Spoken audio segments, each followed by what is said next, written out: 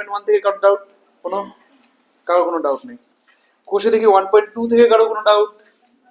কোষে দেখি 1.2 থেকে কারো কোনো ডাউট নেই। কোষে দেখি 1.3 এর থেকে কারো কোনো ডাউট? তোদের দুজনের ডাউট আছে। কত নম্বরে? 369। উদাহরণ পড়ে 6 তোরও আছে? আচ্ছা 6 আর 9।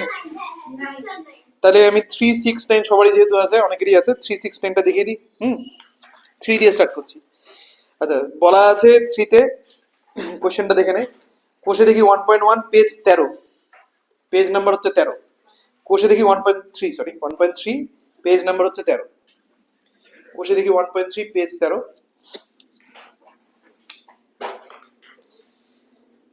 কি বলা আছে? যদি একটি অখণ্ড ধনাত্মক সংখ্যার 5 গুণ তার বর্গের দ্বিগুণ অপেক্ষা 3 কম হয়, তবে সংখ্যাটি নির্ণয় করো। একটা ধনাত্মক অখণ্ড সংখ্যা আছে, সেই সংখ্যাটার মান কত বলা নেই, আমাদেরকে ওটাই বের করতে বলছে। তার কি বলেছে? 5 গুণ, সংখ্যাটা দ্বিগুণ, বর্গের দ্বিগুণ অপেক্ষা 3 কম। তো সংখ্যাটার বর্গের দ্বিগুণ মানে সংখ্যাটা আমি যত ধরবো তার বর্গের অ্যান্সার যেটা আসবে তার আবার ডবল, তার থেকে কি বলেছে? 3 কম, মানে -3 করতে হবে। ঠিক আছে, হয়ে গেল।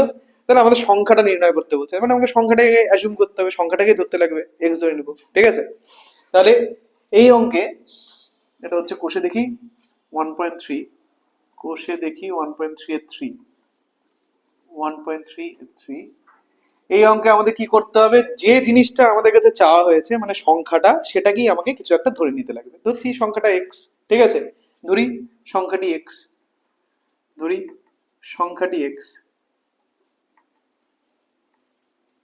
হলো।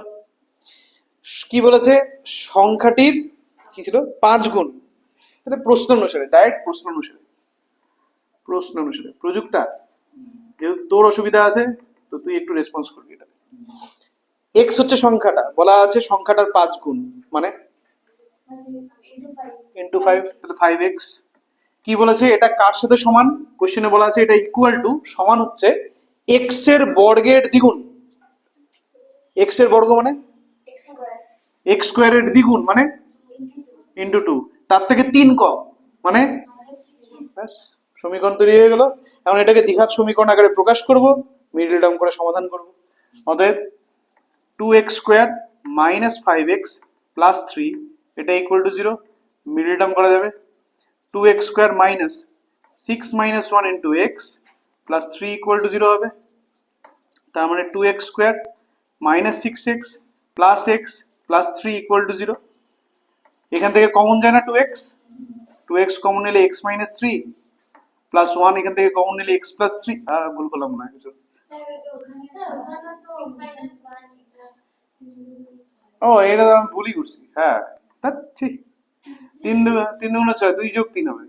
তাহলে এখানে minus 2x minus 3x, sorry, তাহলে এখানে হয়ে যাচ্ছে 2x কমন নিলে x মাইনাস 1, এখান থেকে মাইনাস 3 কমন নিলে x মাইনাস 1 আবার, তাহলে পরে x মাইনাস 1 ওভারঅল কমন গেল, 2x মাইনাস 3 পড়ে থাকলে ইকুয়াল টু 0। অতএব x এর দুটো মান, একটা হচ্ছে 1 আর একটা হবে 3/2। দেখ প্রযুক্তা, ঠিক আছে, লিখে নে আগে x ইকুয়াল টু 1 অথবা x ইকুয়াল টু 3/2। এখন এই দুইটার মধ্যে কাকে নিব আর কাকে বাদ দেব? কাকে নিব আর কাকে বাদ দেব সপ্তমীবা? কাকে নেওয়া হবে আর কাকে বাদ দেওয়া হবে?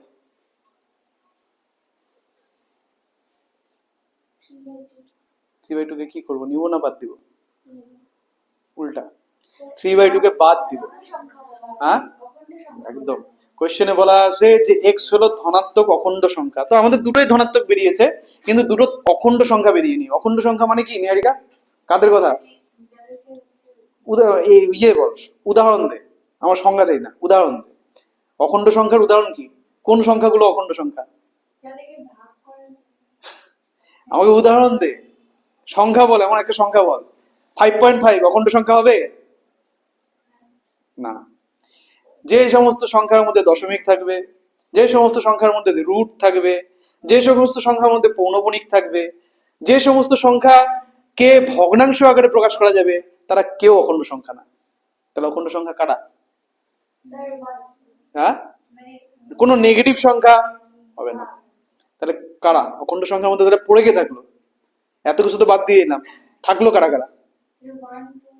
1 2 3 4 জিরো পড়ে থাকলো। 0 1 2 3 4 ইত্যাদি ইত্যাদি এই সংখ্যাগুলোকে বলা হবে অখণ্ড সংখ্যা। তাহলে অখণ্ড সংখ্যা মানে কারা? 0 1 2 3 4 এক্সেট্রা এক্সেট্রা হলো। এখন তাদের মধ্যে থেকে কাকে দেখা যাচ্ছে? 1 তাহলে লিস্টের মধ্যে পড়বে না 3/2। এই জন্য যেহেতু লিখবো, যেহেতু x হলো অখণ্ড সংখ্যা, অখণ্ড সংখ্যা, তাই x ইকুয়াল টু 1 হয়ে গেল, শেষ।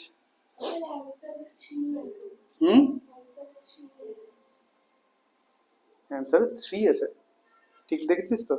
আমার তো তাই মনে হচ্ছে, দেখো ওখানে 2x square minus 3 minus, sir আমারও তাই আসছিল মাইনাস 3x মাইনাস 3।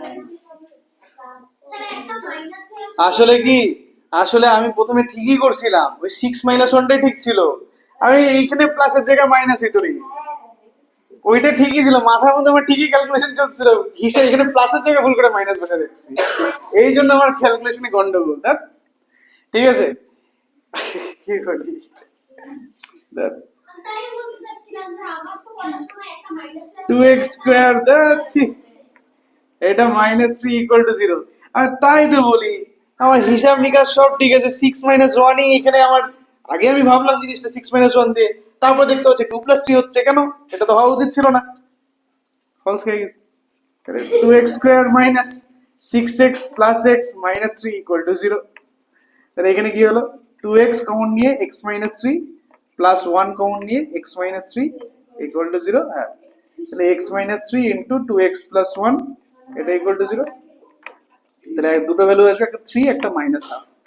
তা আমাদের কারণ সেম হবে, যেহেতু x অখণ্ড সংখ্যা, ধনাত্মক অখণ্ড সংখ্যা, তাই x = 3।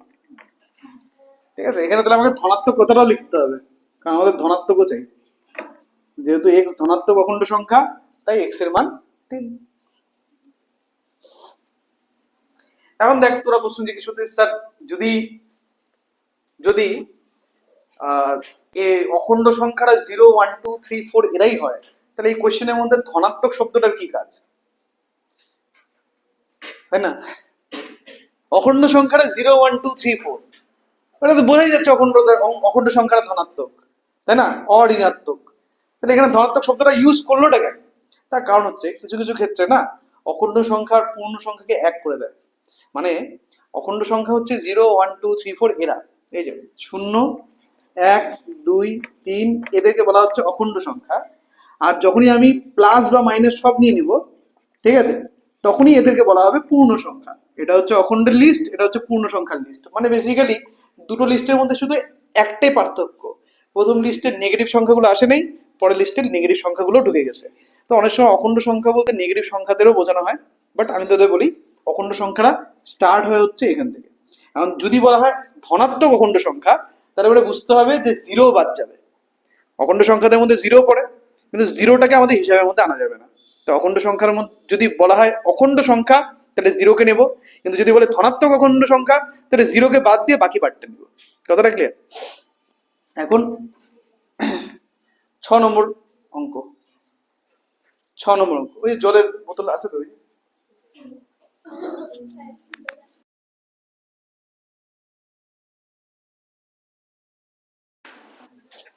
আচ্ছা, 6 নম্বর অঙ্ক কি বলেছে? 2 অঙ্কের একটি সংখ্যার, ভালো করে পড় আকাশ, কি বলেছে দেখ। 2 অঙ্কের একটি সংখ্যার, 2 অঙ্কের একটি সংখ্যার দশকের ঘরের অঙ্ক এককের ঘরের অঙ্ক অপেক্ষা 3 কম। কোশ্চেনটা পড়ে আমাদের বুঝতে হবে কে ছোট কে বড়। ঠিক আছে, আবার পড়ছি লাইনটা। 2 অঙ্কের একটি সংখ্যার, 2 অঙ্কের যে কোনো সংখ্যার দুটো অঙ্ক থাকে, একটা একক ঘরের অঙ্ক, একটা দশক ঘরের অঙ্ক। কোশ্চেনের লাইনটা পড়তে হবে, সংখ্যার দশকের ঘরের অঙ্ক এককের ঘরের অঙ্ক অপেক্ষা 3 কম। তাহলে কে ছোট, দশকের ঘরের অঙ্ক ছোট না এককের ঘরের অঙ্ক ছোট? দশকের ঘরের অঙ্ক ছোট, এককের ঘরের অঙ্ক বড়। কতটা বড়? 3 বড়। তাহলে আমি যদি দশকটাকে x ধরি, এককটা কত হবে? x plus 3, x plus 3। আবার শুরুর থেকে লাইনটা পড়, লাইনটা কি বলছে? 2 অঙ্কের একটি সংখ্যা, লাইনটা বসাবো না, 2 অঙ্কের একটি সংখ্যার দশকের ঘরের অঙ্ক এককের ঘরের অঙ্ক অপেক্ষা দশকের অঙ্কটা এককের অঙ্কের থেকে 3 কম। একদম, একক এক্স হলে দশক এক্স মাইনাস 3। আমি ওটা বলছি না, আমি দেখ, তুই একভাবে অঙ্ক করিস, আমি একভাবে অঙ্ক করি, ঠিক আছে? এটা বলে লাভ নেই, ও ভালো অঙ্ক করে, ঠিক আছে? কিন্তু ঘটনাটা হচ্ছে আমি যখন করি তখন খুঁজি যে কে ছোটটাকে, যে ছোট তাকে আমি এক্স বসাই দিই। তাহলে বড়টা এখানে আমাকে বুঝতে হবে যে কতটা বড়, 3 বড়। যদি ছোট ভ্যালুটা এক্স হয়, বড় ভ্যালুটা কত হয়ে যাবে? X plus. আমি ওইটার কথা বলছিলাম, আর তোর হিসেবে এটা এক্স আর এক্স মাইনাস 3 ঠিকই আছে, ঠিক আছে? তুই মনে হয় আগের দিনও এই ব্যাপারে কিছু একটা বলছিলিস যে আমি বড়টা নিচ্ছি এক্স, তাহলে ছোটটা কি হওয়া উচিত? X minus 3। ঠিকই বলছিলিস, তোরটাও ঠিক আমারটা ঠিক। হোক না, হোক হোক, আমি ওটা যার যেটা যেভাবে সুবিধা হয় সে সেভাবে কর, ঠিক আছে? তাতে কোনো চাপ নেই। তাহলে আমি ধরছি যে দশক, ছোট যে অঙ্কটা দশক ঘরের অঙ্ক, সেটাকে আমি ধরছি এক্স, বড় বড় তাহলে কত হয়ে যাবে? এক্স প্লাস 3 হলো। তো চল শুরু করি। তাহলে আমি দশকের অঙ্কটা এটাকে আমি শর্টে করাচ্ছি, হ্যাঁ বুঝুক। দশকের অঙ্কটাকে আমি ধরছি এক্স, এককের অঙ্ক তাহলে কত হবে? X plus 3। সিজা, তাহলে সংখ্যাটা কত বল? সংখ্যাটা কি হবে? সংখ্যাটা কি করে পাবো? 10, 10 তো আসবে, 10 ইন্টু দশকের ঘরের অঙ্ক মানে 10x প্লাস একক ঘরের অঙ্কটা এক্স প্লাস 3। কি নিয়মটা কি? দশকের অঙ্কের সাথে 10 গুণ হবে, মানে এক্স এর সাথে 10 গুণ হবে, যোগ একক ঘরের অঙ্কটা বসবে, ঠিক আছে? তাহলে এটা কত হয়ে যাচ্ছে? 10x প্লাস x মানে 11x প্লাস 3। ওকে, ভেরি গুড। তাহলে সংখ্যা পেয়ে গেলাম, ঠিক আছে প্রযুক্তা? সংখ্যা পেয়ে গেলাম। নেক্সট কি বলেছে? সংখ্যাটি থেকে উহার অঙ্ক দুটির গুণফল বিয়োগ করলে বিয়োগফল 15 হয়। তাহলে সংখ্যাটা থেকে, সংখ্যাটা বলতে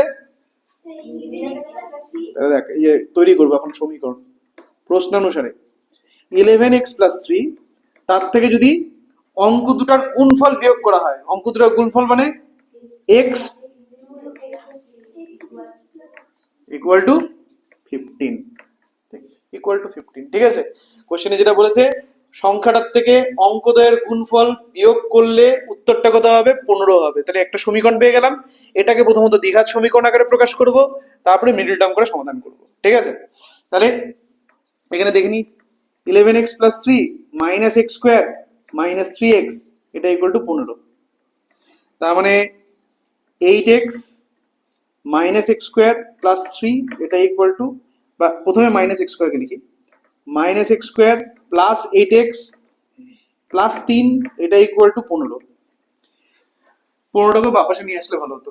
minus x square plus 8x plus 3 minus 15 equal to 0।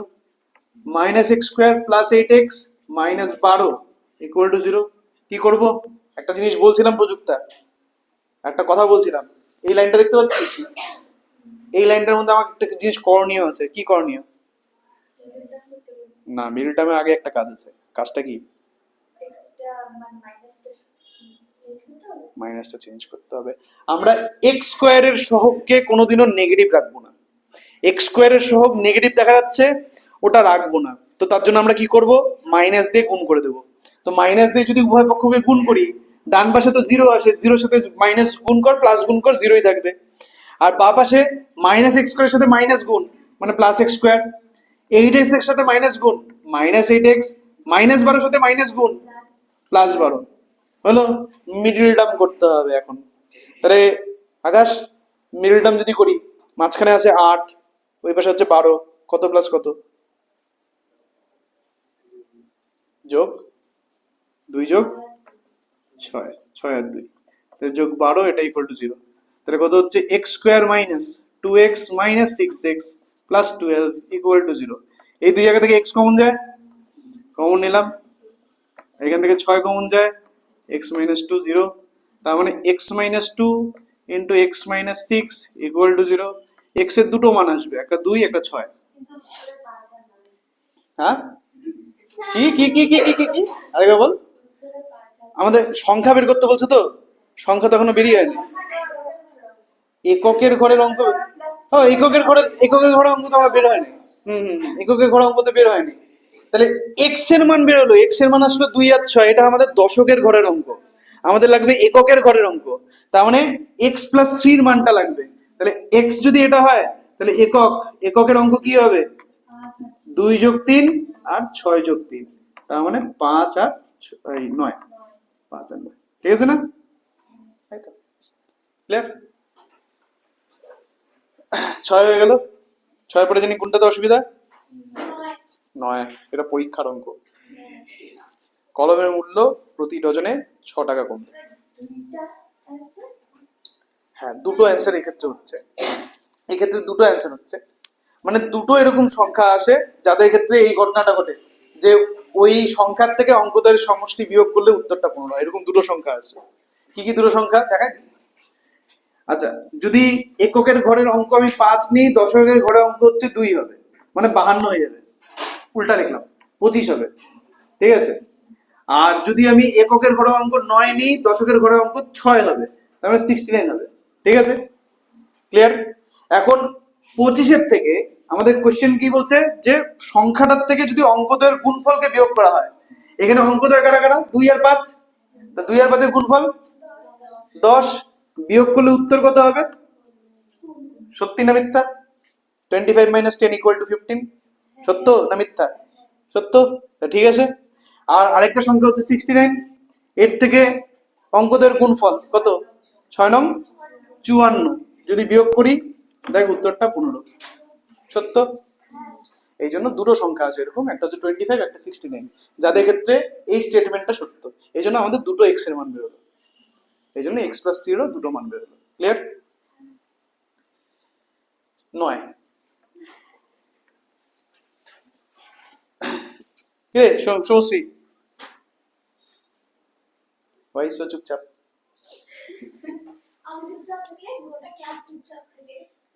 এটা নিজে নিয়ে নিল।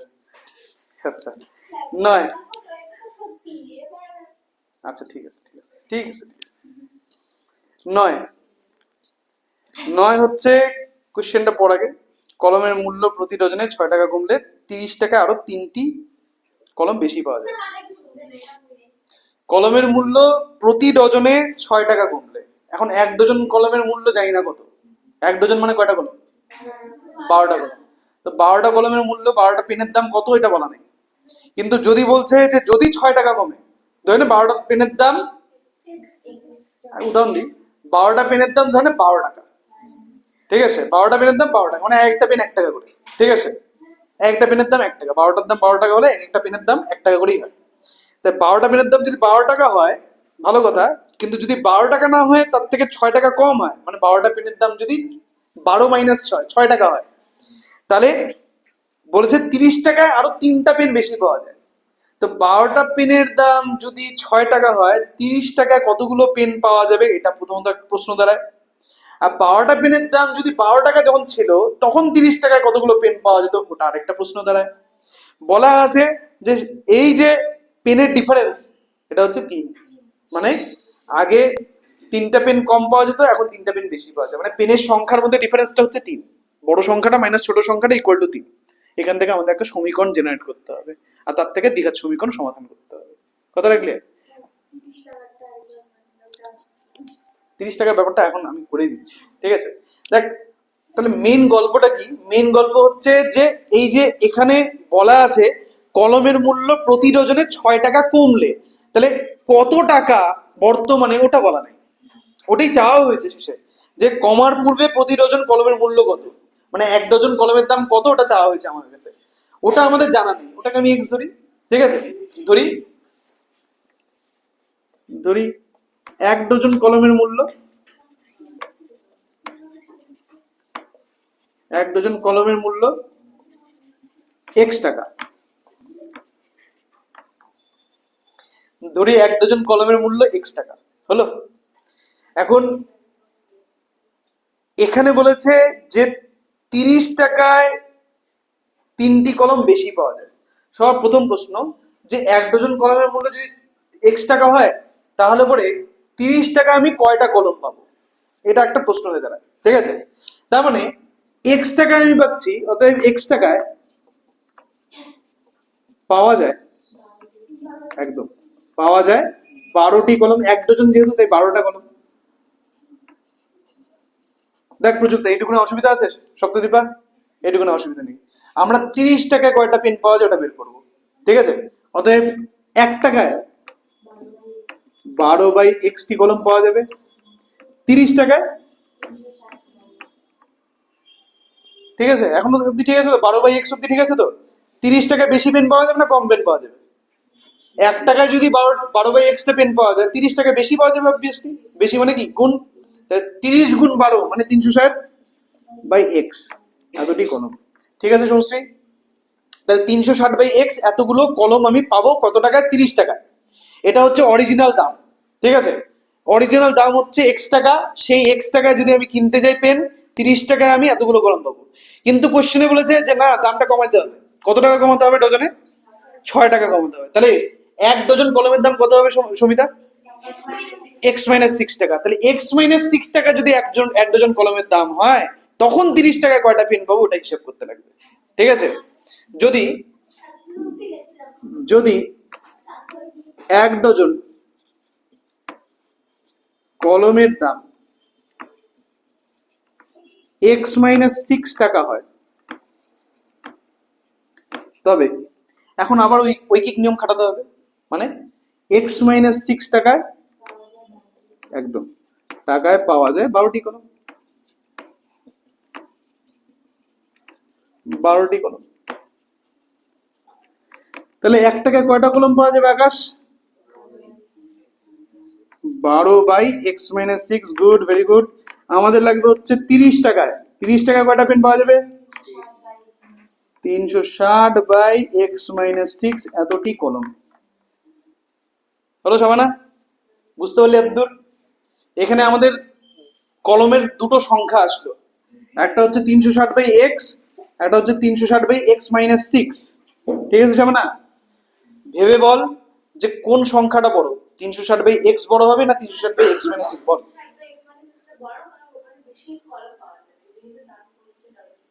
ঠিক, লজিক্যালি তোর যুক্তিটাও ঠিক। আবার তুই এভাবেও ভাব যে 360/x এইখানে আর এখানে 360/x - 6, দুজনের লব সেম। লব মানে বুঝিস তো? উপরের সংখ্যাটাকে বলা হয় লব। লব সেম, হর কার ছোট? যার হর ছোট তার মান বড়। তাহলে হর কার ছোট? x এর মান ছোট না x - 6 এর মান ছোট? x - 6, x - 6 অবভিয়াসলি x এর থেকে কম, তার মানে এটার ওভারঅল ভ্যালুটা বড়।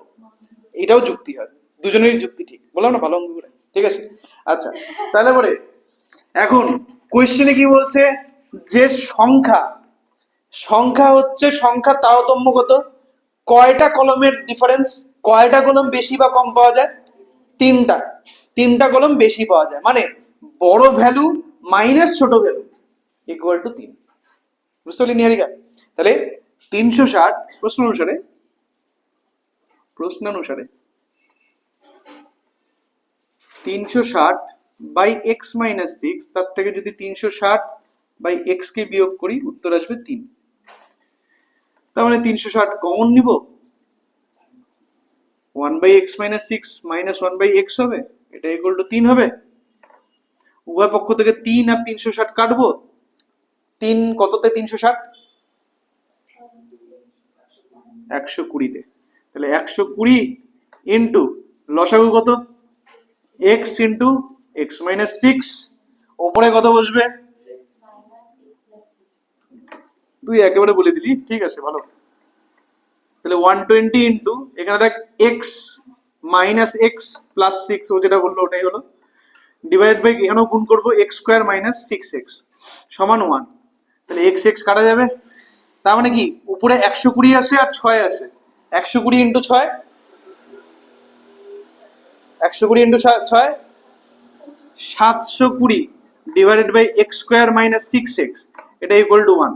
তার মানে 720 সমান x² - 6x, অতএব x² - 6x মাইনাস 720, এটা ইকুয়াল টু 0 হয়ে গেল। আমরা দ্বিঘাত সমীকরণ অব্দি আনতে পারলাম, ঠিক আছে? এত দূর অব্দি আমরা পারলাম আনতে। এখন এটাকে মিডল টার্ম করতে হবে। তো আমার দুটো সংখ্যা চাই যাদের গুণফলটা 720 হবে, 30 আর 24, ঠিক আছে? তাহলে আমরা কি করব? x² - 6 কে লিখবো 30 - 24 গুণ x মাইনাস 720, ইকুয়াল টু 0, অর্থাৎ x square minus 30x plus 24x minus 720 এটা ইকুয়াল টু 0। প্রথম দুটো থেকে এক্স কমন যায়, কমন নিলে পরে থাকে এক্স মাইনাস 30, পরের দুটো থেকে 24 কমন যায়, পরে থাকে x minus 30 equal to 0। Overall x minus 30 common যায়, এক্স প্লাস 24 পরে থাকে সমান 0 হয়, মানে এক্স এর ভ্যালু হয় 30 বা মাইনাস 24, দুটার মধ্যে কোনো একটা। কারণ কোনটাকে ধরবো আর কোনটাকে ছাড়বো তোমরাই বলো। 30 কে রাখবো, 24 কে মাইনাস 24 কে ছাড়বো। কেন? কারণ কলমের মূল্য ছিল x টাকা, তো কলমের মূল্য নেগেটিভ হবে না। যেহেতু x হলো কলমের মূল্য, তাই x এর মান হবে 30 টাকা পার ডজন।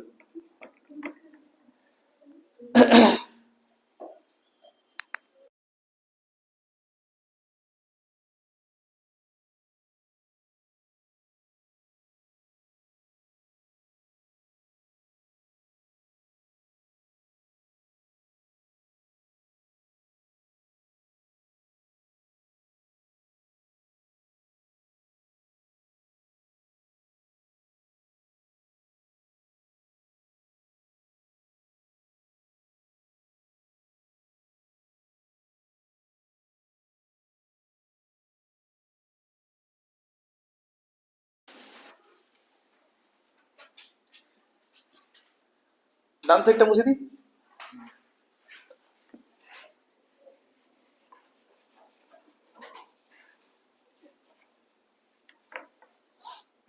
আচ্ছা,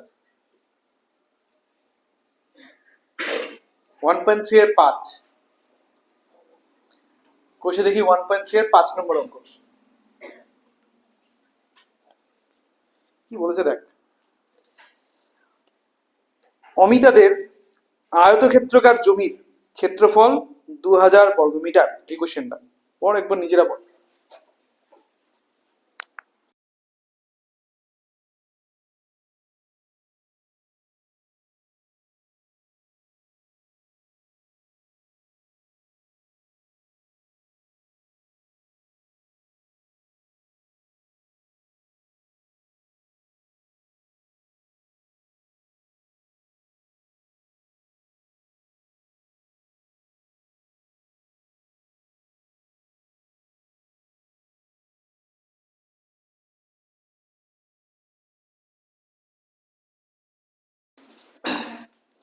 তো কোশ্চেনে বলছে যে একটা আয়তক্ষেত্র আছে, ঠিক আছে নিহারিকা, একটা আয়তক্ষেত্রকার মাঠ ফাট বাদ দে, ওগুলো এমনিই বলছে।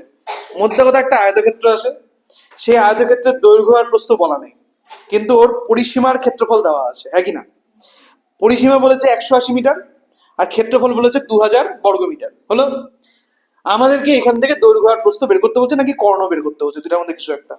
দৈর্ঘ্য আর প্রস্থ বের করতে হচ্ছে। কোশ্চেনটা কর্ণ দিয়েও আসতে পারে যে কর্ণের দৈর্ঘ্য বের করো, ঠিক আছে, হোয়াট এভার।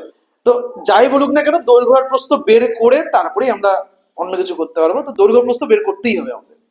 এখন দেখ, ক্ষেত্রফলের সূত্র ছিল, আয়তক্ষেত্রের ক্ষেত্রফলের সূত্র ছিল, আয়তক্ষেত্রের পরিসীমারও সূত্র ছিল। আয়তক্ষেত্রের ক্ষেত্রফলের সূত্র কি ছিল মৌপ্রিয়া? আর পরিসীমা সূত্র? তাহলে এই দুটো সূত্রের সাহায্যে আমরা দুটো সমীকরণ তৈরি করব আগে, আর ওই দুটো সমীকরণকে তুলনা করার মাধ্যমে আমরা একটা একচল বিশিষ্ট একটা সমীকরণ গঠন করব। প্রসিডিওর বুঝতে পারলি? প্রথমে দুটো সমীকরণ আসবে।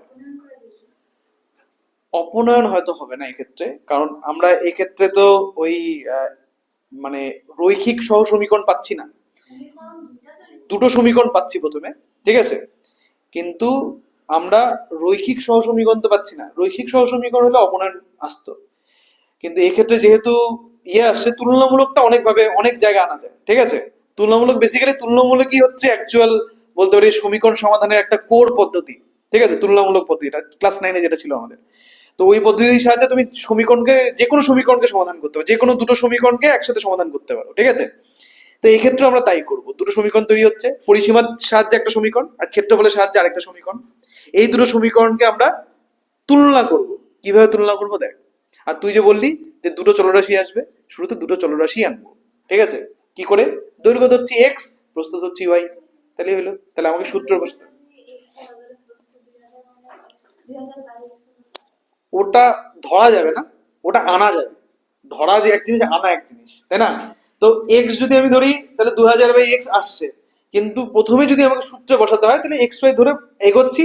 আর কেউ যদি এই জায়গাটা বুঝতে পারে যে আমার প্রস্থ তাহলে 2000/xই আসছে, সে সেটা ধরেও কাজ করতে পারে, অসুবিধা নেই, ঠিক আছে? তাহলে আমাকে ওখানে ধরা যাবে না, ওখানে লিখতে হবে অতএব, অতএব প্রস্থ হবে 2000/x, ঠিক আছে? কিন্তু যদি কারোর ওই জায়গায় অসুবিধা হয়, সে দৈর্ঘ্য প্রস্থ ধরে এগোতে পারে, অসুবিধা নেই, সে দেখে নেয় জিনিসটা। ধরি আয়তক্ষেত্রটির দৈর্ঘ্য এক্স, আয়তক্ষেত্রাকার মাঠটির দৈর্ঘ্য এক্স মিটার ও প্রস্থ ওয়াই মিটার, ঠিক আছে? হলো। প্রশ্নানুসারে, প্রশ্নানুসারে একদম প্রশ্নানুসারে এক্স ওয়াই সমান সমান 2000 বলছে না, ওটা পরে। আগে এই সমীকরণটাকে একটু সিম্পলিফাই করব। দুটো দেখ, এক্স আর ওয়াই বলে দুটো চলরাশি আছে, যে কোনো একটার মান এই সমীকরণ থেকে বের কর, কাকে রাখবি আর কাকে তাড়াবি, এক্স এর মান বের করবি। তাহলে অতএব দে, আর এক্স সমান সমান লেখ 2000/y হলো। এটাকে ডট ডট দিয়ে 1 নম্বর সমীকরণ নামবে, ঠিক আছে সুমিতা? সমশ্রী, এখন এবং দিয়ে আরেকটা সমীকরণ তৈরি কর সুমিতা। সেটা কি? পরিসীমার সূত্র দিয়ে 2 × x + y সমান 180, তাই না? কোশ্চেনে কি বলছে? পরিসীমা কত? 180, ঠিক আছে প্রযুক্তা? তাহলে 180 যদি হয় সৃজা, এখান থেকেও আমরা এক্স এর মানই বের করব, তুলনা তো করতে হবে, এই জন্য একটা চলরাশির মানই বের করা হবে আকাশ। তাহলে এক্স এর মান বের করব, তার জন্য আমাকে প্রথমে এই 2টাকে তাড়াতে হবে। তাহলে x + y কত হবে? 90। তাহলে এখান থেকে x কত হবে? 90 - y, একদম ঠিক, একদম ঠিক, 90 - y। এটাকে 2 নম্বর সমীকরণ নাম দিলাম। এখন 1 আর 2 দুজনেরই বাম পক্ষে x দেখা যাচ্ছে সৃজা, তাহলে এই দুটো সমীকরণকে তুলনা করা যেতে পারে। তাহলে 1 ও 2 তুলনা করে পাই 1 ও 2 নং সমীকরণ, সমীকরণ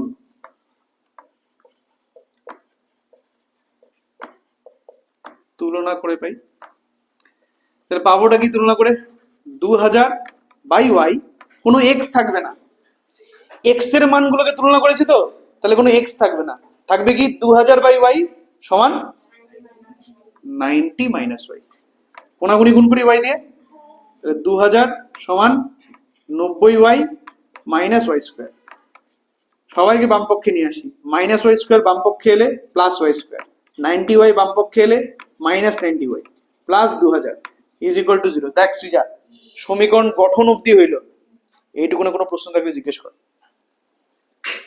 কারো যদি এইটুকুনের মধ্যে কোনো প্রশ্ন থাকে, এখন অবধি সমীকরণ গঠন করলাম, সমাধানে যায়নি।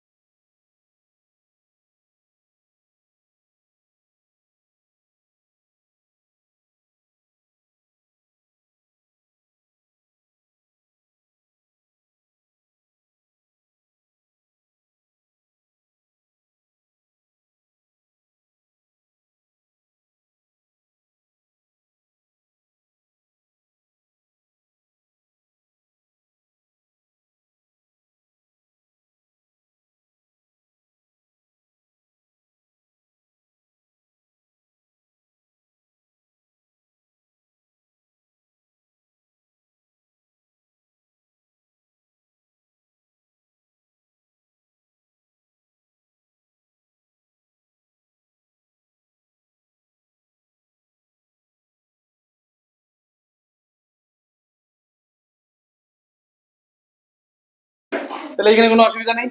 তাহলে এখন সমাধান করব। বল কত প্লাস কত? 2050 প্লাস 40, 50 প্লাস 40, এটা আমার বিখ্যাত সে আমাদের সাবানা। Not Sabana, it's Shabana. কি বললে? আমার বান্ধবীরা অপমান করলো। দেখ তো কি মুশকিল, সাবানা হয় না, শাবানা হয়। আমার সামনে বান্ধবী কি যাবে দাদা? আচ্ছা ঠিক আছে মা। আচ্ছা, y মাইনাস 50 মাইনাস 40 কমন নিয়ে y মাইনাস 50 এটা ইকুয়াল টু 0। অতএব y মাইনাস 50, একবার 12 একটা মেয়ে ভালো বলছে যে ওকে অঙ্ক করতে দিয়েছি, পরীক্ষা নিচ্ছি, তো পরীক্ষার খাতা দেখতেছি, ঠিক আছে, নাম্বার কম উঠছে, ঠিক আছে, তা আমি ওকে বললাম দেখ মা তুই পড়াশোনা কর ভালো করে, ঠিক আছে। তো বলছে, মা তো আপনি বললেন, তারপরে তো গার্জিয়ান কল করবেন, ঠিক আছে, তাহলে মা বলে লাভ কি?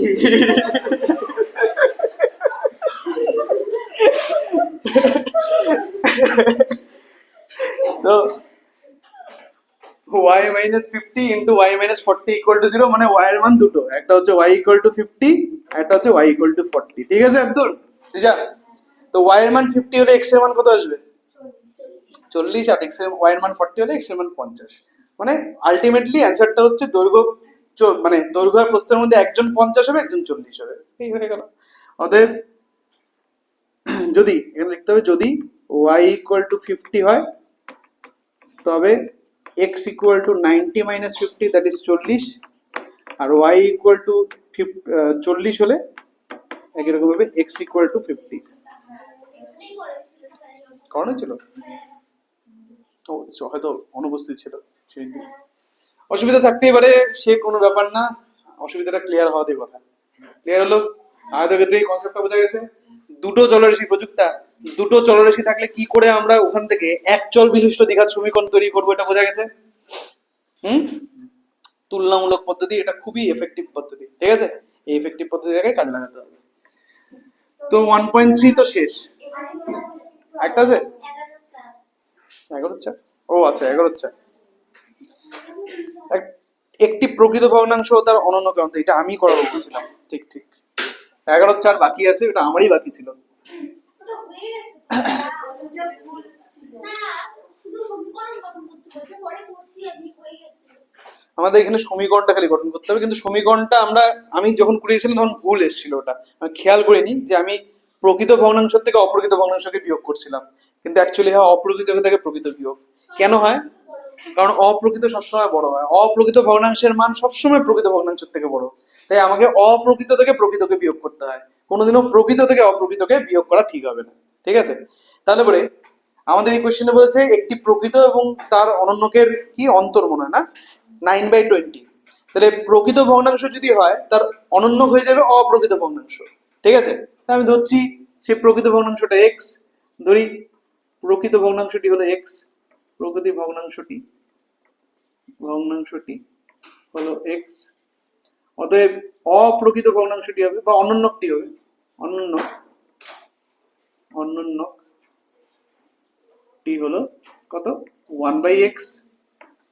প্রশ্নানুসারে আমাদেরকে সমীকরণ গঠন করতে বলছে, সমাধান করতে বলেনি, তাহলে আমরা জাস্ট সমীকরণ গঠন করে ছেড়ে দেবো।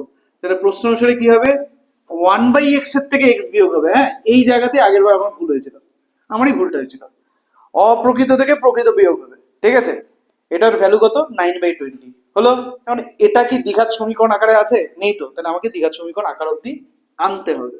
তার মানে 1 minus x square divided by x সমান 9/20, কোনাকুনি গুণ করে দেওয়া যাক, 20 মাইনাস 20 এক্স স্কোয়ার সমান সমান 9x, তার মানে minus 20 x square minus 9x plus 20, এটা ইকুয়াল টু 0। দেখ আকাশ এত অব্দি বুঝতে পারলি? হ্যাঁ আকাশ, তখন আমি বললাম কি যে এক্স স্কোয়ারের সহগকে কোনোদিনও আমরা কি রাখবো না, মাইনাস, ভেরি গুড। তার মানে কি কি করতে হবে, মাইনাস দিয়ে গুণ, বাহ। তাহলে মাইনাস দিয়ে গুণ করলে এখানে হয়ে যাবে 20x স্কোয়ার, তারপরে হবে প্লাস 9x, তারপরে কত হবে -20 ইকুয়াল টু 0। এটাই আমাদের অ্যান্সার, ব্যাস এটুকু।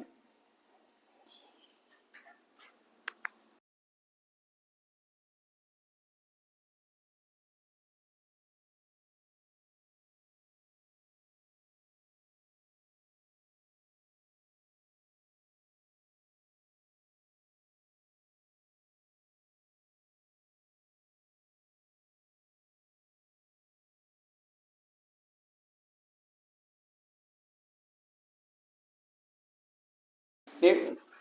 আচ্ছা হয়েছে। আচ্ছা তাহলে পরে এটা মুছে দিচ্ছি, শুরু করছি নতুন চ্যাপ্টার।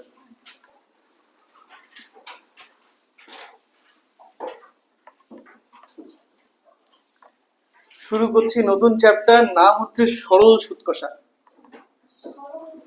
সরল সুদ কষা।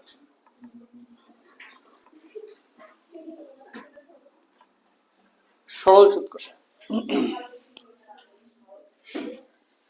আচ্ছা আমাদেরকে ফার্স্ট অফ অল বুঝতে হবে সুদ ব্যাপারটা কি। ঠিক আছে, তো একটা উদাহরণ দিয়ে বলছি। আজকে ধরে নে যে সৌমিতার কাছ থেকে আমি 100 টাকা নিলাম, ঠিক আছে, ধার চাইলাম, সৌমিতা আমাকে 100 টাকা দিল।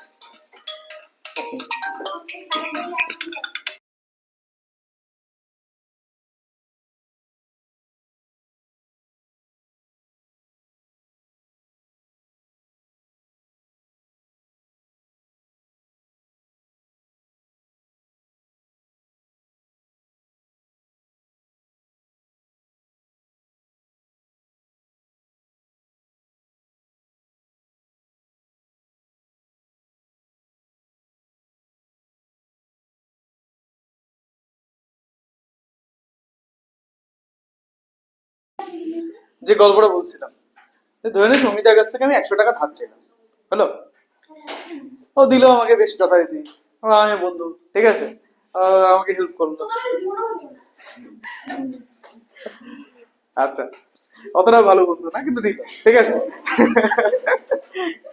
তো 100 টাকা নিলাম ওর কাছ থেকে, ধরে জানুয়ারি মাসে নিলাম, ঠিক আছে।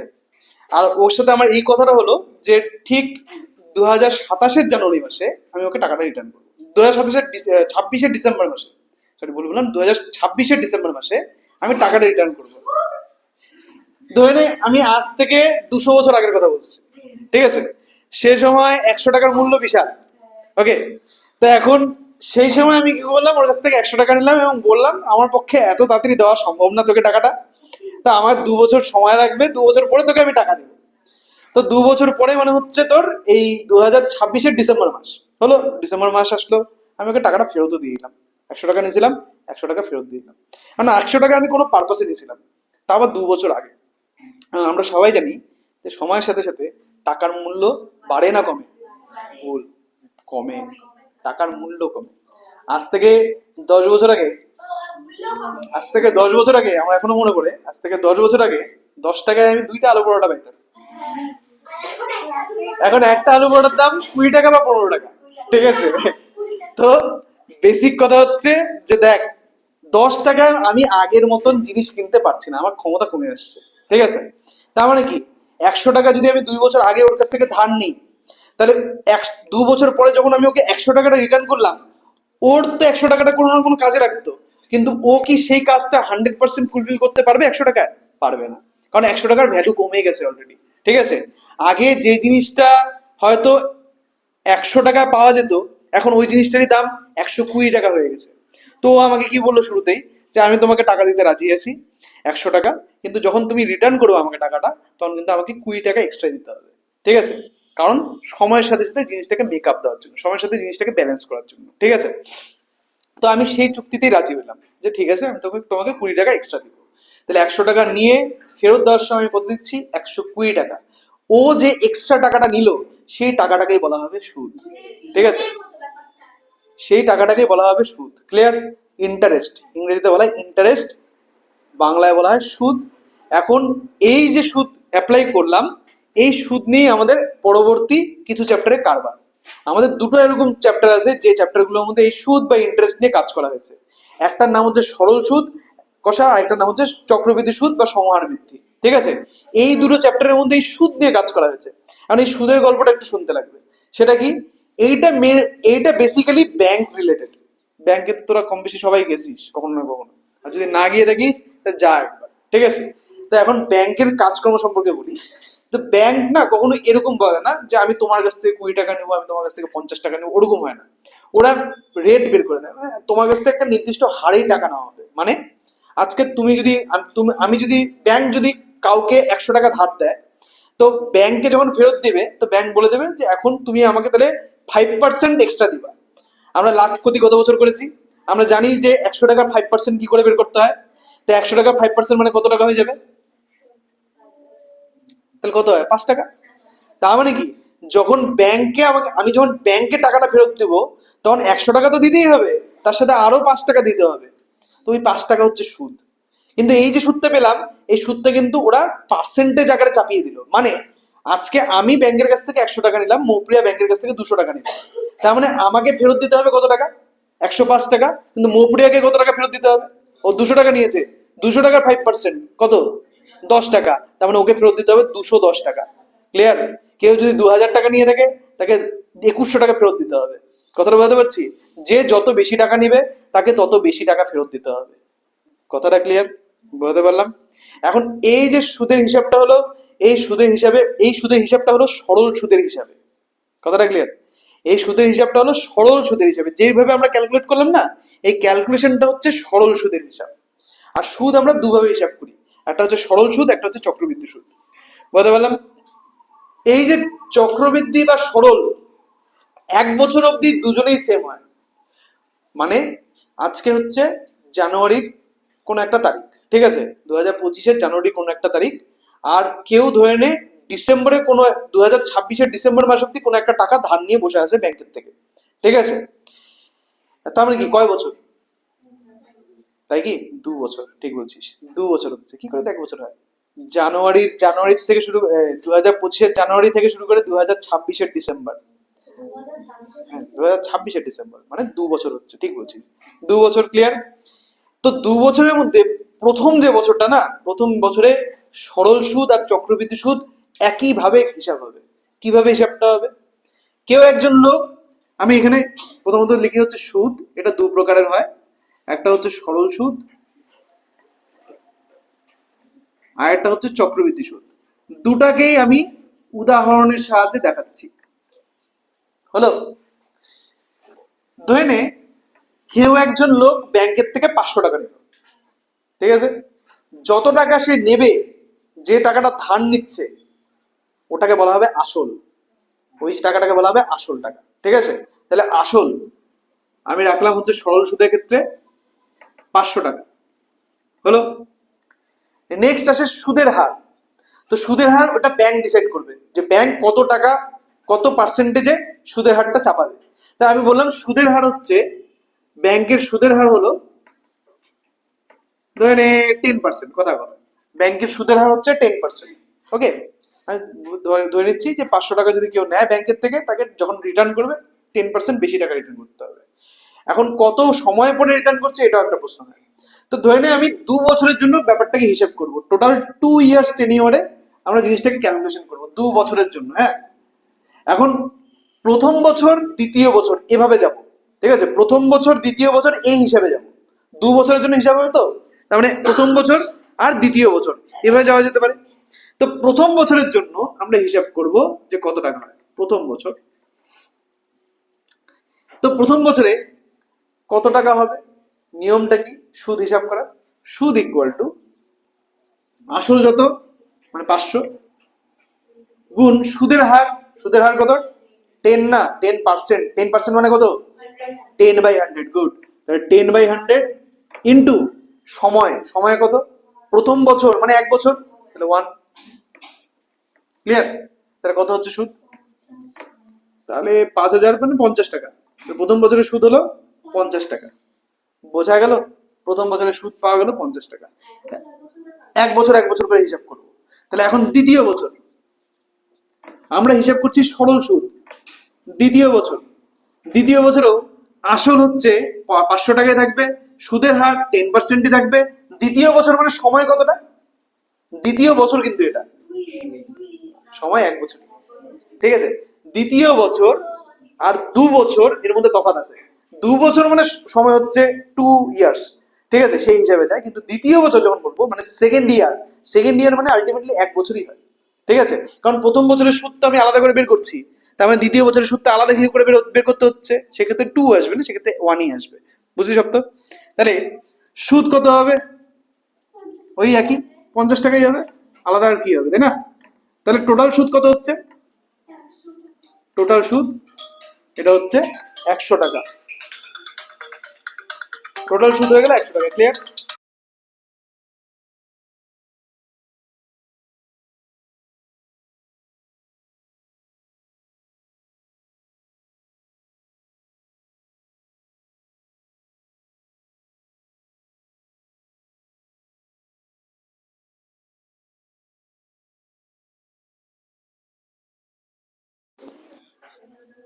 বোঝা গেল? এটা 50 টাকা, 50 50 100 টাকা। ক্লিয়ার হলো সরল সুদের ব্যাপারটা? হ্যাঁ, একসাথে করা যাবে, করা যাবে, কিন্তু যদি সরল সুদ আর চক্রবৃদ্ধি সুদের মধ্যে পার্থক্য বুঝতে হয় তাহলে একসাথে করা যাবে না। তো আমি বেসিক্যালি পার্থক্যটা বুঝাচ্ছি। ক্লিয়ার হয়েছে? কারণ যখন আমরা চক্রবৃদ্ধি সুদ হিসাব করবো না, তখন সেম সিস্টেমই যাবে, শুধু একটা জায়গায় পার্থক্য আসবে। বুঝাচ্ছি, সুদটা আলাদা আলাদা বছরে হিসাব করতে হয়। হ্যাঁ, তো তুই একটা জিনিস খেয়াল করে দেখ, সরল সুদের ক্ষেত্রে কিন্তু প্রত্যেক বছর সুদ কত সেম থাকছে, সুদ কিন্তু পাল্টাচ্ছে না, তাই না? শুধু টোটাল সুদটা পাল্টাচ্ছে। প্রথম বছর সুদ যতটা হতো, দ্বিতীয় বছর তার সুদ ডাবল হয়ে যাচ্ছে, তৃতীয় বছর তার সুদ ট্রিপল হয়ে যাবে, 10 বছর পরে তার সুদ 10 গুণ হয়ে যাবে। ক্লিয়ার? এখন চক্রবৃদ্ধি সুদ হিসাব করতে দেখ। চক্রবৃদ্ধি সুদে আসল ওই সেম 500 টাকা, সুদের হারও সেম 10%। প্রথম বছরে সুদ কত হবে? প্রথম বছরের সুদ ওই একই নিয়মে কাটবে, কি? সুদ ইকুয়ালস টু আসল গুণ সুদের হার গুণ সময়, আসল গুণ সুদের হার গুণ সময়। মানে প্রথম বছরের সুদ কত আসবে? সেম 50 টাকা। বুঝতে পারলি? বোঝা গেল আকাশ? 50 টাকায় আসলো, কিন্তু গল্প তারপরে পাল্টাবে, কি? দ্বিতীয় বছর।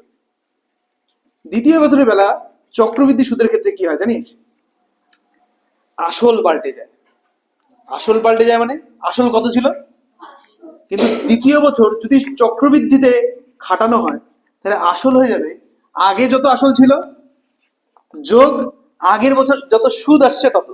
তার মানে 500 যোগ 50 এত টাকা, তাহলে 550 টাকা। এটাকে সুদাসল বলা হয়। কিন্তু মানে প্রথম বছরের সুদাসল যত, দ্বিতীয় বছরের আসল তত। ক্লিয়ার? চক্রবৃদ্ধিতে, এটা আমরা চক্রবৃদ্ধির গল্প বলছি। আমাদের চ্যাপ্টার হচ্ছে সরল সুদ, কিন্তু সরল সুদ আমরা কেন আলোচনা করব সেটা বুঝতে গেলে তোমাকে চক্রবৃদ্ধির পার্থক্যটাকে জানতে হবে, যে চক্রবৃদ্ধির সাথে সরলের পার্থক্যটা কোথায়। ঠিক আছে? তারপরে তো ফর্মুলা গুলোর গল্প আসে। তো সরল সুদের গল্পটা বুঝতে পারছিস তো? সরল সুদের বেলা আসল কি পাল্টায় না আসল সেম থাকে? আসল সেম থাকে, আসল কিন্তু পাল্টায় না। আসল প্রত্যেক বছরই আসল 50 500 টাকা হিসেবেই যাচ্ছে, কিন্তু হুম, 10% জায়গায় হচ্ছে 10% না, পার্সেন্টেজ মানে কি সবসময় 100 সাপেক্ষে আলোচনা করা হয়। তো 10, শুধু 10 মানে 10, 10% মানে 10/100। ঠিক আছে? আচ্ছা, চক্রবৃদ্ধির ক্ষেত্রে সামান্য কি হয় দেখ, চক্রবৃদ্ধির ক্ষেত্রে আসল পাল্টায়। আসল যে টাকাটা না, আসল টাকাটা পাল্টায়। কখন পাল্টায়? প্রথম বছর যা আছে সবই ঠিক আছে, কিন্তু দ্বিতীয় বছর থেকে আসল পাল্টাতে থাকে। তো দ্বিতীয় বছরের ক্ষেত্রে কি হয়? দ্বিতীয় বছরের ক্ষেত্রে আসল ইকুয়াল টু হয় আগের যত আসল ছিল আর আগের বছর যত সুদ আসছে তত, এর সমষ্টি। তার মানে 500 টাকা ছিল আগের আসল, যোগ আগের বছর সুদ কত আসছে, এই জন্য 550 টাকা। ক্লিয়ার? বাকি সবকিছু সেম থাকবে। তার মানে সুদের হার 10%ই থাকবে। সময় কয় বছর? দ্বিতীয় বছর, তো তার মানে এই 1 বছরই হলো। ঠিক আছে? তাহলে সুদ কত হবে? হ্যাঁ, সুদ হয়ে যাবে আসল গুণ সুদের হার, মানে 10/100 সিজা। বুঝতে পারছিস? গুণ কত? 1 সময়। তাহলে দেখ এখানে শূন্যগুলো কেটে গেল, উত্তর কত হলো? 55। তার মানে মোট সুদ কত হলো? মোট সুদ 2 বছরের মোট সুদ 105 টাকা। তাহলে 50 যোগ 55 এত টাকা, তার মানে 105 টাকা। তাহলে কি বলিস, কোনটাতে ব্যাংক বেশি লাভ করবে, সরল সুদে না চক্রবৃদ্ধি সুদে? আর সেটাই অ্যাকচুয়ালি হয়, ব্যাংকের চক্রবৃদ্ধি সুদই খাটায়। ঠিক আছে? অরিজিনালিও চক্রবৃদ্ধি সুদেই কাজ হয়। ক্লিয়ার? তো এভাবে, এইটা হচ্ছে দুভাবে আমরা সুদকে হিসাব করতে পারি। সুদ বের করার এই দুটো মেথড আছে। হ্যাঁ, দুভাবে সুদ বের করা যায়। এটা হচ্ছে ফার্স্ট নিয়ম, এটা হচ্ছে সেকেন্ড নিয়ম। আপাতত আমরা ফার্স্ট নিয়মের সব অঙ্ক করি। ঠিক আছে? তো ফার্স্ট নিয়মের ক্ষেত্রে তোরা দেখতে পাচ্ছিস যে সুদ বের করার ফর্মুলা কি? আসল গুণ সুদের হার গুণ সময়। তাহলে দেখ, লিখে নে আগে।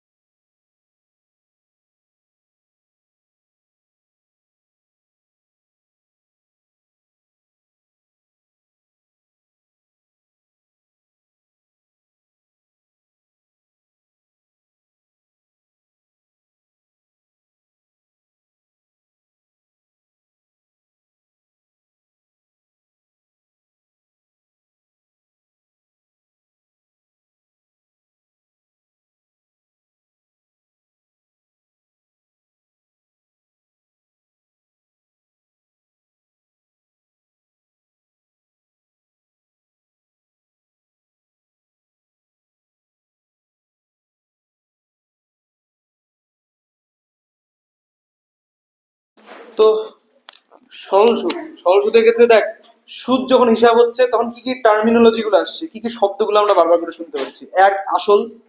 আসল মানে হচ্ছে যে টাকাটা ধার নেওয়া হচ্ছে বা যে টাকাটা দেওয়া হচ্ছে, সেই টাকাটাকে ইনিশিয়ালি যে টাকাটা, প্রাথমিকভাবে যে টাকাটা দেওয়া হচ্ছে সেই টাকাটাকে বলা হচ্ছে আসল। তারপরে আসছে হচ্ছে সুদের হার, মানে কত পার্সেন্টেজে তোমার কাছ থেকে টাকাটা নেওয়া হবে বা তোমাকে টাকাটা দেওয়া হবে, কত শতাংশ চাই আসলের উপর। তারপরে আসে সময়, যে কত বছরের জন্য তোমাকে টাকাটা দেওয়া হচ্ছে, 1 বছর, 2 বছর, 5 বছর, কত বছরের জন্য তুমি টাকাটা দিচ্ছ। আর লাস্টে আসে হচ্ছে সুদ, মানে এক্সট্রা কত টাকা তোমাকে ফেরত দিতে হবে। তুমি যদি কারো কাছ থেকে কোনো টাকা নাও, ফেরত দেওয়ার সময় কত টাকা এক্সট্রা আসবে, কিন্তু সেই টাকাটা ফর্মুলার সাহায্যে বেরিয়ে আসবে। এমন না যে কেউ নিজের ইচ্ছা মতন টাকা যাবে, সেটা পার্সোনালি করা যায়, কিন্তু এই সংগঠনগুলোর ক্ষেত্রে যেমন ব্যাংক, কোঅপারেটিভ সংস্থা, ঠিক আছে, এই সবগুলোর ক্ষেত্রে ওরা ইচ্ছা মতন টাকা যায় না, ওরা একটা পার্সেন্টেজ ঠিক করে দেয়, তুমি যত টাকা নিবা তার এত পার্সেন্ট তোমাকে দিতে হবে। সবার ক্ষেত্রে এটা প্রযোজ্য, ঠিক আছে। কারো ক্ষেত্রে আমি 300 টাকা নিবো, কারো কাছ থেকে 500 টাকা নিবো, তা না। পার্সেন্টেজ আকারে যত আসবে তত টাকাই তোমার কাছ থেকে নেওয়া হবে বা তত টাকাই তোমাকে ফেরত দেওয়া হবে। কথাটা ক্লিয়ার? আরেকটা টার্ম আসে, সেটার নাম হচ্ছে সুদাসল। একটু আগে মৌপ্রিয়া যে কথাটা বললো, সুদাসল বা সবৃদ্ধিমূল। কি জিনিস? সুদাসল বা সবৃদ্ধিমূল একই কথা, একই জিনিস, যে সুদ যোগ আসল, মানে যত টাকা আসল ধরেছিলাম শুরুতে, যত টাকা নেওয়া হয়েছিল, যোগ যত টাকা এক্সট্রা চাপানো হচ্ছে, দুটোর সমষ্টি, মানে অত টাকাই ফেরত দিতে হবে। যেমন ওই একটু আগে যে উদাহরণটা দিলাম তোরা আমার ক্ষেত্রে, যে 100 টাকা নেওয়া হয়েছিল কিন্তু ফেরত দেওয়ার সময় 120 টাকা দেওয়া হলো, তাহলে 120 টাকা হলো সুদ আসল, ঠিক আছে। 20 হচ্ছে সুদ, শুধু 20 হচ্ছে সুদ, সুদ আসল হচ্ছে 120 টাকা। ক্লিয়ার হয়েছে? তাহলে এক্ষেত্রে একটাই সূত্র আছে এখানে, যদি পি টাকার টি বছরের R% সরল সুদের হারে, এই কথাটা বলা খুব দরকার, যে কিরকম সুদ, সরল সুদ না চক্রবৃদ্ধি সুদ। তাহলে R% সরল সুদের হারে আমাকে উল্লেখ করতে হবে, যদি সরল সুদ কষা অ্যাপ্লাই হয়, ঠিক আছে। সরল সুদের হারে যদি পি টাকার টি বছরের R% সরল সুদের হারে সুদ সুদ আই টাকা হয়, সুদ আই টাকা হয়, তবে আই ইকুয়াল টু, ফর্মুলা হচ্ছে কি শিখলাম, যে আসল ইন্টু সুদের হার ইন্টু সময়, আসল ইন্টু সুদের হার ইন্টু সময়। তার মানে আসল হচ্ছে পি টাকা ইন্টু সুদের হার কত ধরেছি R% মানে কত R/100 ইন্টু সময় কত ধরেছি টি, এত টাকা। তার মানে আই ইকুয়াল টু উপরে 3টা গুণ, পিআরটি বা পিটিআর/100, এটা হয়ে যাচ্ছে আই এর ফর্মুলা, সুদের ফর্মুলা, ঠিক আছে। এটাকে আমি টাকা লিখলাম না, আই ইকুয়াল টু পিটিআর, এটাই এই চ্যাপ্টারের একমাত্র সূত্র, ঠিক আছে। PTR/100, P into T into আর, ঠিক আছে, P into T into R/100। এবং এখান থেকে আরেকটা জিনিস বের করা যায়, অতএব সুদাসল সুদাসল বা সবৃদ্ধিমূল, সবৃদ্ধিমূল দুটোর একই জিনিস, সেটা হচ্ছে পি প্লাস আই, ঠিক আছে, এত টাকা। আসল যেটা হবে আর সুদ যেটা হবে তাদের সমষ্টিকে বলা হয় সুদাসল, ঠিক আছে। ব্যাস হয়ে গেল। এখন এর অ্যাপ্লিকেশন গুলো আমরা অঙ্কের থ্রু শিখবো, ঠিক আছে। কোষে দেখি করার থ্রু আমরা এর অ্যাপ্লিকেশন গুলো শিখবো। চলো স্টার্ট করা যাক। পেজ 46, পেজ 46, সবৃদ্ধিমূল, সুদাসল বা সবৃদ্ধিমূল। এক দিয়ে স্টার্ট করবো আমরা, গ্যাপ দিব হচ্ছে ধরে নে 3টা প্রবলেম, বেশি অঙ্ক তো নেই এখানে, তো 3টা প্রবলেম গ্যাপ দিলেই হবে, আর তারপরে অঙ্কটা করবো, ঠিক আছে, এই সিস্টেমে যাব। তাহলে এক দিয়ে শুরু করি, কোষে দেখি 2 এর 1, কোষে দেখি 2 এর 1 নম্বর অঙ্ক, কোষে দেখি 2 এর 1 নম্বর অঙ্ক।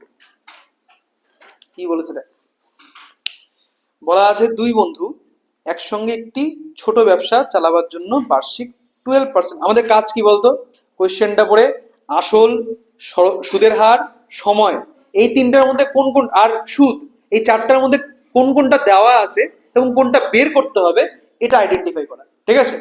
তো আমরা কোশ্চেনটা পড়ি। দুজন বন্ধু আছে, একটা ছোট ব্যবসা চালানোর জন্য বার্ষিক 12% সরল সুদের হারে, মানে এটা হয়ে যাচ্ছে আর 12% হয়ে যাচ্ছে আর এর মান। একটি ব্যাংক থেকে 15,000 টাকা ধার নিল, তাহলে এই 15,000 কি আসল বা পি। কত বছরের জন্য? 4 বছর পরে ওই টাকার জন্য কত টাকা সুদ দিতে হবে, মানে 4 বছরটা কি হয়ে যাচ্ছে টি। তার মানে এখানে কি কি জিনিস দেওয়া আছে? আসল দেওয়া, সুদের হার দেওয়া, সময় দেওয়া। বের কি করতে হবে? সুদ। তাহলে আই এর মানটা বের করতে হবে। পি টি আর তিনজনেরই মান দেওয়া আছে, আই এর মানটা বের করো। তাহলে লিখি, প্রদত্ত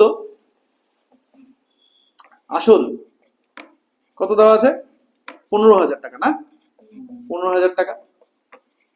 কোশ্চেনটা বোঝা গেছে তো? সামনে বুঝতে পারছিস তো কোশ্চেনটা? আসল দেওয়া আছে, সময় দেওয়া আছে, সুদের হার দেওয়া আছে সমশ্রী। তাহলে আসল হচ্ছে 15,000 টাকা, সুদের হার কত দেওয়া আছে? সুদের হার হচ্ছে 12%, আর সময় কত দেওয়া আছে? 4 বছর। কি বের করতে বলছে? সুদ। অতএব সুদ ইকুয়াল টু কত হয়ে যাবে? 15,000 সূত্র যেগুলো দেখতে পাচ্ছ সকলকে গুণ করতে হবে। 12 গুণ 4 পিটিআর বাই 100। তাহলে কত হচ্ছে?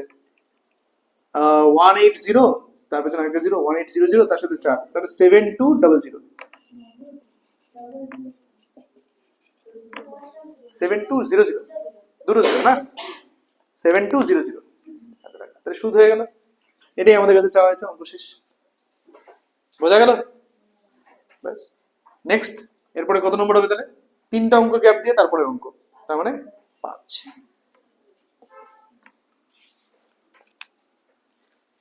দেখো কোশ্চেন কি বলেছে। কোশ্চেন পড়ে আমাদের কাজ 4টা রাশির মধ্যে কোন কোন রাশির মান দেওয়া আছে এবং কোনটার মান বের করতে হবে ওটা আইডেন্টিফাই করা। সূত্র আমাদের কাছে একটাই আছে, ঠিক আছে, তাই চাপের কিছু নেই। 5, বার্ষিক একটা পার্সেন্টেজ দেওয়া আছে, মানে এটা আর। ব্যাংক থেকে কিছু টাকা, ব্যাংকে কিছু টাকা জমা রাখলেন, 2 বছর পরে তিনি 840 টাকা পেলেন, সময় হচ্ছে 2 বছর। 840 টাকা সুদ। তার মানে আই এর মানটা দেওয়া আছে। তাহলে কি কি দেওয়া আছে? টি দেওয়া, আর দেওয়া, আই দেওয়া। কি বের করতে হবে? আসল বা পি। আমাদের সূত্র তো একটাই, ওই সূত্র দিয়ে বেরিয়ে যাবে। চল শুরু করি। 5 নম্বর অঙ্ক। প্রদত্ত জিনিসগুলোকে লিখবো। প্রদত্ত আসল তো বের করতে হবে, তাই সুদের হার, সুদের হার কত দেওয়া আছে? 5.25। হ্যাঁ, ওটা 25 না, 25 উচ্চারণ করতে হয়। 5.25, তারপরে পার্সেন্ট, তারপরে সময়, সময় কত? 2 বছর হয়ে গেল সময়। আচ্ছা, সুদ দেওয়া আছে, সুদ কত দেওয়া আছে? 840, 840 টাকা। আচ্ছা, এগুলোর পাশে না একটা কাজ কর, সুদের হার ব্র্যাকেটে আর লিখে রাখ, সময় ব্র্যাকেটে টি লিখে রাখ, সুদ ব্র্যাকেটে আই লিখে রাখ। ধরি ধরি আসল কত? পি টাকা। এটা ধরা হলো, ঠিক আছে, আসল পি টাকা ধরলাম। হুম, এই পি এর মানটাই বের করতে হবে।